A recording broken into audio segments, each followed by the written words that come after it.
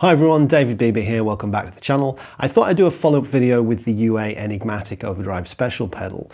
I've spent a little bit more time with it, got to know it a bit better, got some more thoughts, and I also thought I would put it head-to-head and shoot it out with the Line 6 HX Stomp. Now the Stomp doesn't have a proper Dumble model in it, labeled as such, but it does have a fantastic model of the Grammatico GSG, which, if rumours are to be believed, is based off as a clone. It's a clone of Robin Ford's famous tan Dumble. So yeah, I've made a great preset for this a little while ago and forgotten about it when I did the FM3 shootout. So I rediscovered it the other day and really fell in love with it again. So I thought I wanted to put it head to head with it and shoot it out and test it with the Enigmatic. So I'll spend some time breaking down the preset and dialing in the Grammatico on the Stomp, and then see if I can get it pretty close to the Enigmatic. I've also spent some more time with the app now. I couldn't get that to my satisfaction in the previous video, and it's still not super reliable, but at least I know what I'm doing with it now. So I'll go through some of the app stuff, and then yeah, just talk about some of the value proposition really, because I think sometimes with all the new things that come out, it's easy to overlook some really great options. And I think that's what I've done with the Stomp. It's got some fantastic Dumble-esque inspired models, but the Grammatico I'd just sort of forgotten about a little bit. But it really does hold up well. And I think when I bought the Stomp originally, 2018, it was like the same price as what this costs now. Which is kind of crazy considering everything else that you get within this. Okay, so let's dive into it. Now, if you want to follow along and make the presets, you can do on the devices, or if you'd rather just download them for ease of use, then you can get them linked in the description below. So all the tones and sounds I'm using in the video, and all my other presets, backing tracks, tabs, lessons, and that stuff, links to my app and courses, Guitar Hour podcast, all that stuff you can find in the description below. Just want to say a quick thanks to everyone that's been watching my videos lately. It does mean a lot, and if you've been getting something out of it and enjoying them, maybe think about hitting that thumbs up button, subscribing to the channel, and ringing the bell for notifications. Got plenty more videos on the way. And yeah, without any further ado, let's dive into it. So I'll start by breaking down this main Grammatico GSG setting on the HX Stomp. The preset is called BB PovvODS SC, which is single coil, as I've got some humbucker variations where I dial back the gain a little bit. If you want to get the presets, you can find them all linked in the description, or you can just follow along with this preset build as I break it down here. As with many of presets, I've used the command center in HX Edit to set up a hybrid mode of selecting snapshots and stomp boxes. But what I've basically got on snapshot 1, I've got my very low gain amp sound. And then as I go through the snapshots, I'm just kind of dialing up the gain. So I then get a mid gain,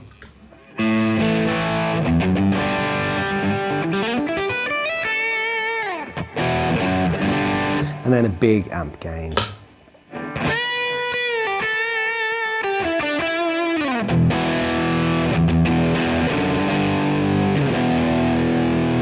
I then on the third foot switch have a Zen drive that I can kick in, and there's various settings within each snapshot for the Zen drive to accompany and to complement the various amp settings on the different snapshots. And then I also have on this foot switch here, this external extra foot switch, I can turn on the compressor. Okay, starting off on snapshot 1, which is the low gain setting, and this really is kind of my favorite sort of sound, especially on the neck pickup. It's what I tried to get originally to mimic my favorite FM3 preset.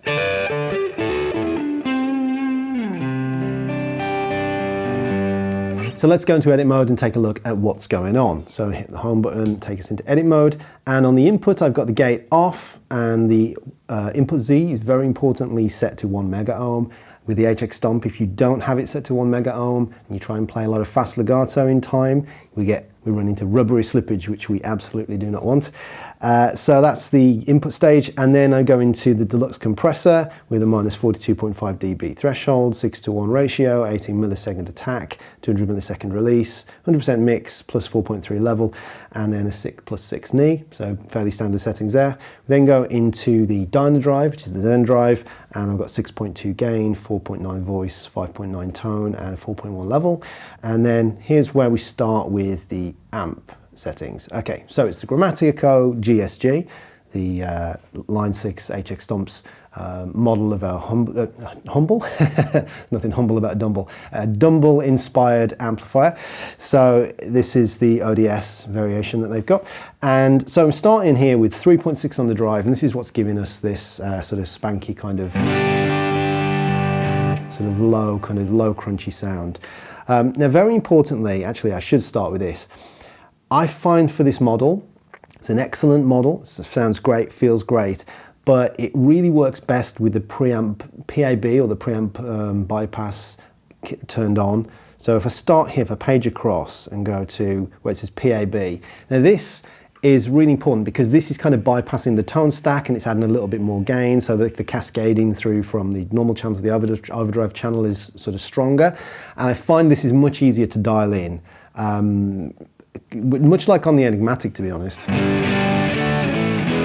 So having this on is kind of important. I think the clean channel of the Grammatico on the HX Stomp and the clean channel on the Enigmatic are kind of poor, or not poor, but they're weaker in comparison to the ODS clean channel on the model on the FM3. I kind of struggle to get the clean sounds with this, with the Stomp and the Enigmatic, to be honest. But the overdrive channel with the PAB turned on is great. So that's really important, having that on. So let's go back to the start now. So yeah, drive at 3.6.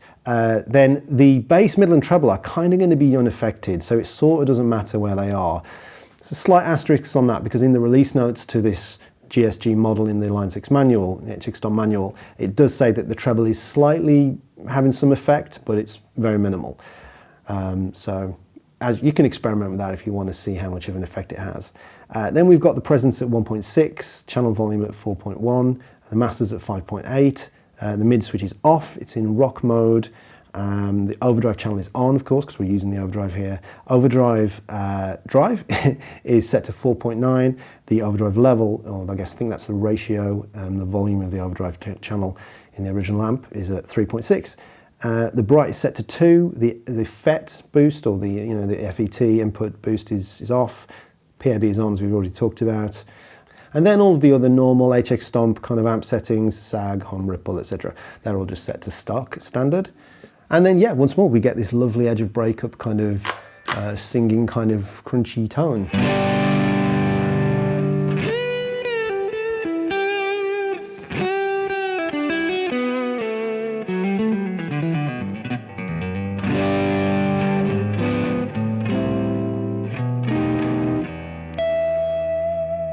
Now you can see where the settings are in white, so where 3.6 on the drive there is in white, and where all these other settings are in white. That's because they're assigned to be different in each snapshot. So when I change to the mid-gain snapshot or the high-gain amp snapshot, these settings are going to change. Now that's really important for getting the different balance of the different characteristics as we sort of go through the gain stages. Moving across now, I call this the John Cordy trick because he kind of told me about it originally, is where you stick a low-high shelf between the amp and the cab, because I often find the HX Stomp kind of lacking in low end. Now, ironically, for this kind of model, I actually like quite a bit of cut to the low end, but nevertheless, I still got it in here. And yeah, so I've got a 12 dB boost at 155. You can hear the difference there if I turn it on and off.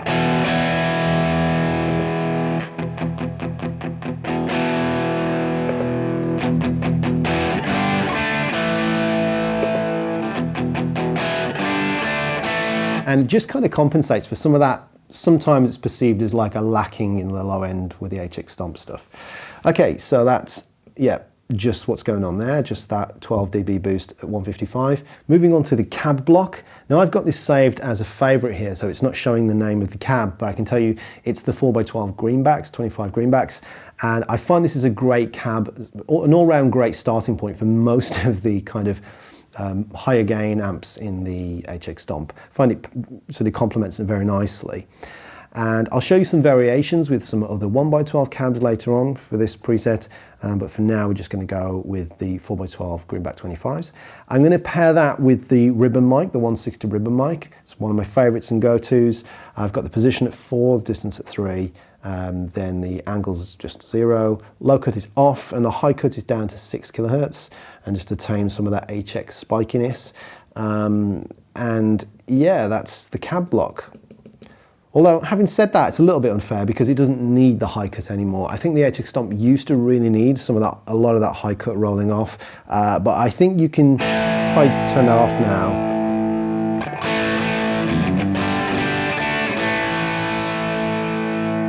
it's not it's not essential, and sometimes I'll leave it around 8 or 9. Yeah, we'll just leave it as it is for 6 for now. Okay, so I'll just finish off quickly with the effects. I'm going into a transistor tape stereo. I've got a quarter note repeat time set to sync for the tempo, and 57% feedback, one flutter at 3.6. All these are fairly stock settings here. Scales at 93%, 2.9 spreads, 23% mix. That is on a Snapshot control as well. And then, yeah, everything else is stock. And then finally, I'm going into the dynamic plate with a 5-second decay, 50 millisecond pre-delay. Damping's at 12.2%. The M rate 3.3, the M ring at 6, mix at 21. And I haven't touched anything else. It's all fairly standard again. I think I've just took the damping up there. Yeah, and that's the core of the sound that I'm going for here. It really kind of is quite close to my FM3 favorite Dumble preset. And yeah, it's an excellent model in and of itself. If you focus and stay on with the PAB turned on, I think it gets a little harder to dial in when you turn that off and everything else comes into play, because there's so much interaction between the various drive characteristics and controls. So if I just go back to the amp block for a second. So the main drive or volume control here is very interactive with the obviously the master, but also the overdrive level and the overdrive drive. So when you put the tone stack into play, I think it gets, with the HX Stomp and to a certain extent with the Enigmatic, I think it's a little harder to dial in than it is on the FM3. But if you take that out of the equation by putting the PAB on, I think it's a really, really great amp model.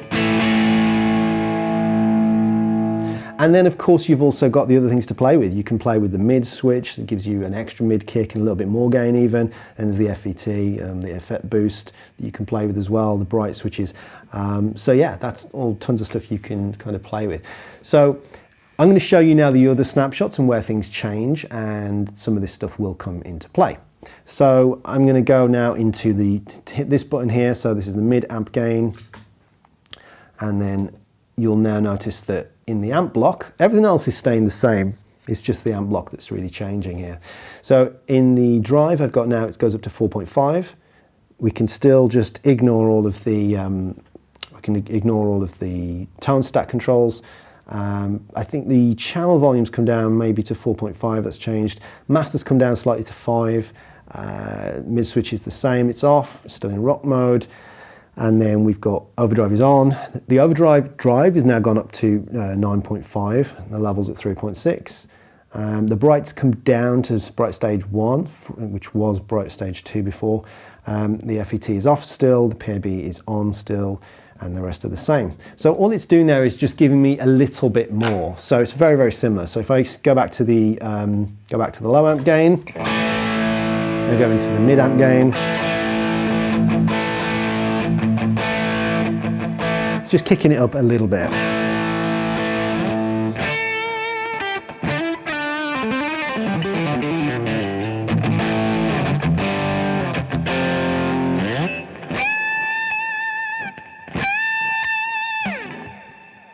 Okay, so let's take a look at Snapshot 3, which is where we get the big amp sound. I think most things stay the same here, but we're just kicking on a switch. The FET boost is on, so this is really kind of just juicing the more input going in, I think it is. Yeah, so this is just giving us more at the input stage, and it's not really overly changing the tonal characteristics. I think if I put the mid switch on, which still will have an effect even with the PAB off, I think it gives you more gain, but it also just changes the tone a bit too much. With this, you can hear it's just the drive, the amount of gain that's changing. The overall tone isn't changing as much. Whereas if I did it with the mid switch, where's the mid? Yeah. Yeah. You can hear there's actually quite a lot of low kicking in there. So you're getting more gain, but also a lot of very low mids. So I don't use the mid switch, I'd rather do the FET boost. Yeah, when I just flip that back and forth, you can't hear as much of those lows kicking. just maybe a teeny bit of mids, but it's really just the overdrive that's being induced. And that's what we got, everything else is the same. So that allows me to go through the 3 snapshots from low to mid to the high.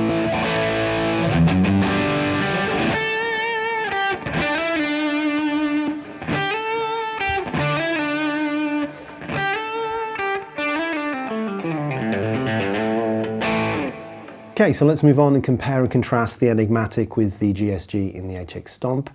Again, I think I've got these pretty close like I did with the FM3 comparison, and I think it's enough, certainly close enough to prove the point of the value proposition of what the HX Stomp represents. If you're after, you know, as I say, if you're after a fake Dumble in a box model, then I think probably the best value that you can go for is getting the HX Stomp version. Not entirely as flexible as what you would get from the FM3. Maybe it's not quite as good as the Enigmatic, but it's certainly close enough that given everything else you get with it, yeah, probably is the best value proposition. Anyway, let's dig into it.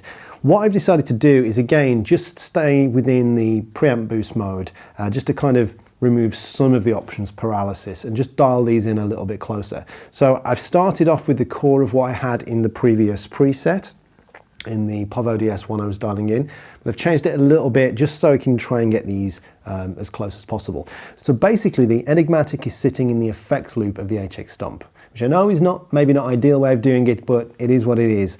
And this allows me to very easily just switch with a button quickly between the amp block using the HX Stomp and turning that off and putting in the effects loop to get the Enigmatic's amp modeling. It's a very quick way of switching between the two. So I've turned off the cabs on the Enigmatic, just as I did with the FM3 version of this video, and I'm going to be going through the HX Stomp's cab block. So on the HX Stomp, I've got it set up here in hybrid mode with the command center, where I can use the one button foot switch here to turn me between the different snapshots, just flip-flopping between the snapshots.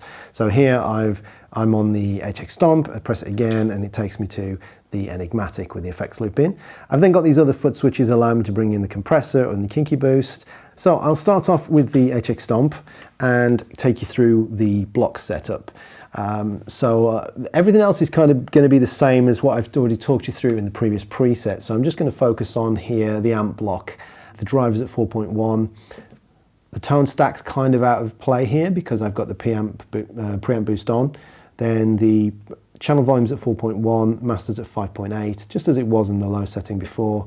And then I've got the overdrive at 6, and then the overdrive level at 3.6. The bright switch is on number 2, FET is off, preamp boost is on, preamp bypass is on, and then the other settings are at stock, and this is the tone we get.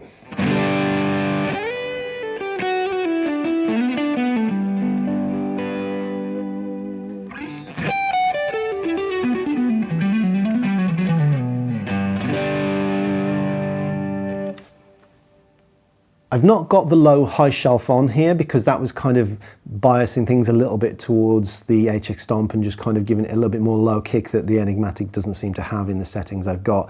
In fact, I had to do some compensation by selecting specific amp type in the Enigmatic to get it closer.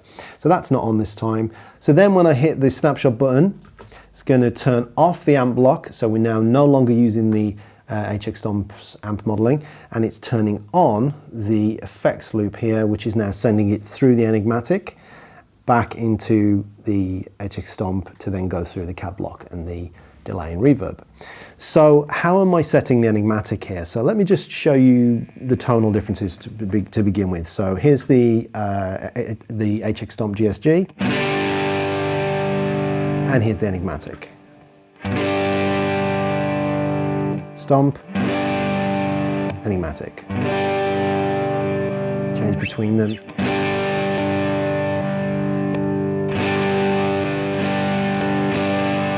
So obviously there is a slight difference there, but the overall characteristic and the overall response and tonal qualities is very, very similar.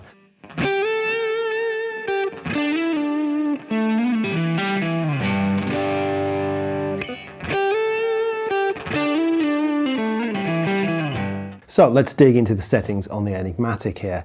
Now this is where things get a little bit tricky to be precise, because there's no way of knowing exactly where things are after the fact. Once you've made a preset and saved it, and you've adjusted the dials, and because you've got the dual function with the alt switch, there's no way of knowing where you were, which is one of the real big drawbacks of this whole sort of the physical hardware implementation of this modeling that the UA are doing.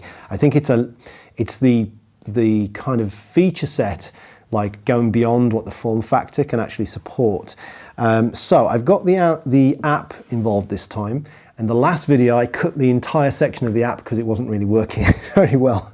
And that's not because I was trying to hide any of the flaws with the UA. I've got no horse in this race here. It's just it wasn't a particularly very interesting video of me just screaming what the app, why it wasn't working. I think it's working now, and yeah, I think I know how what I'm doing with it a bit better too. So I've chosen here the 100 watt low plate very stiff power supply, as this I felt gave me the closest to the low end response that was in the GSG and the Helix. As I changed that out, it was kind of a little bit too weak and woolly. So here it is. Here's the HX Stomp. Here's the Enigmatic. And that's with the 100 watt low plate very stiff. If I change it now to, let's say, the 50 watt high plate, so here's the HX Stomp, and here's the Enigmatic.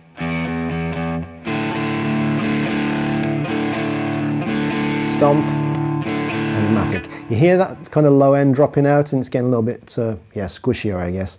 And the same goes with the sort of the squishy power supply on the other 100 watt one as well. So Stomp, Enigmatic. So a little bit closer, but still it's lacking as I go up through the various power supply changes. So this is low plate, very stiff power supply, back where the preset is. So I get the Stomp and the Enigmatic. Again, just more of that kick to it. So that's why I chose that one. Now every time here I'm going to have to just be sure I'm doing the right thing by reloading the preset. It's such a fiddly app and implementation of this system. Yeah, so it's Enigmatic 7 preset. Okay. So yeah, that's the amp that I've chosen. And then I've got the tone stack is in classic mode, but the preamp boost is on. Now that disengages the tone stack, but it does allow me to get the deep setting here, which is what I've got engaged. So the deep is turned on with the alt switch from the pedal.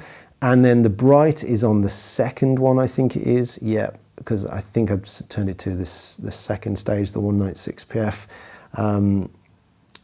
The overdrive channel is on, the overdrive is on, the HRM EQ is off, all the other settings were standard. And then because the tone stack is out of the picture, it doesn't really matter where the tone dials are, but I kind of roughly set them as they were. The volume is as it was, so it's around 5 there. The overdrive, so the overdrive level or the ratio is where it is up here. I turn that right up, but the overdrive setting itself is at 12 o'clock. Again, you just can't see that, and there's no way of me showing it to you because of the way the Enigmatic works. And then finally, oh yeah, we're in rock mode, of course. And then finally, I've had to crank the output all the way up for some reason. I'm not sure what I'm doing here, but maybe it's something to do with how I've got it set up in the loop. But yeah, to get it evenly balanced, I've had to turn the output all the way up.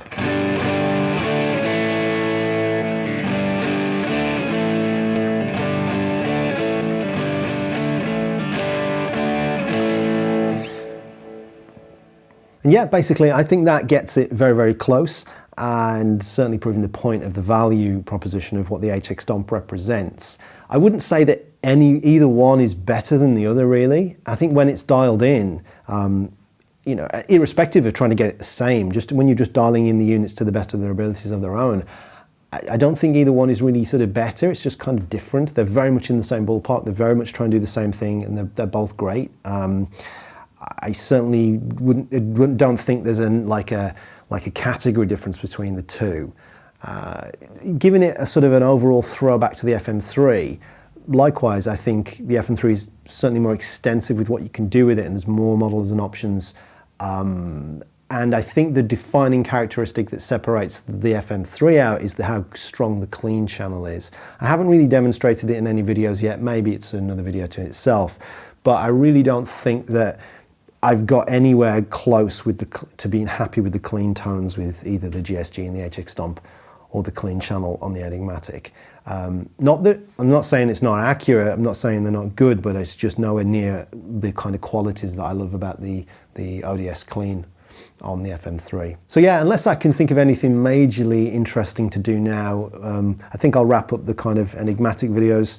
I've really enjoyed using the pedal. I think it is a fantastic tone, and I think for somebody that wants pseudo simplicity, maybe it's the right thing if you're trying to incorporate it into a bigger board or something, or you just want to, you know, like a self-contained unit. You've got a mental headspace of this is my Dumble sound, and you don't want to faff with a whole modeler.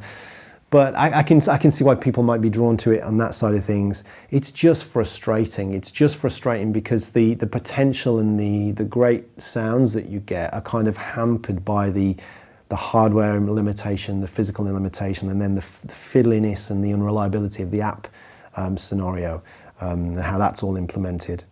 Which when you then compare the list price to what the HX Stomp is, as I said in the opening to this video, the new price of the Enigmatic is what I paid in 2018 for the HX Stomp new. I know the HX Stomp has gone more expensive in the last several years, but even so, I think it's at like $550 or $520 or something.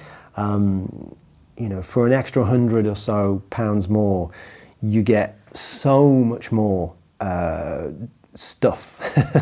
And given that the actual modeling and the tones you get out of the specific Dumble thing is not a million miles away, then it's definitely a great option. Yeah, so it's really just about what you're looking for and what's kind of going to serve you and suit you best. I really don't think you can go wrong with any of the tones that I've been getting out of any of the units. I think it really is just about your use case, your form factor, your workflow and your budget really as to which one you're going to choose here. But what do you guys think? Let me know in the comments what your preferred tone is. Let me know which one you go for. Is there anything that stands out or something you don't like? Be curious to hear it. If you have enjoyed the video, then maybe give it that thumbs up. Think about subscribing to the channel, ringing the bell, all that good stuff. And if you want to get any of the specific tones I've been using in these videos, all the presets to my tones are linked in the description below, along to where the backing tracks are, tabs for my videos and solos and things like that. And also the app Solo for learning to visualize the fretboard, my tutorial courses from my websites, etc. And the Guitar Hour podcast, all that stuff is linked in the description below. And thank you so much for watching. Until next time, bye-bye.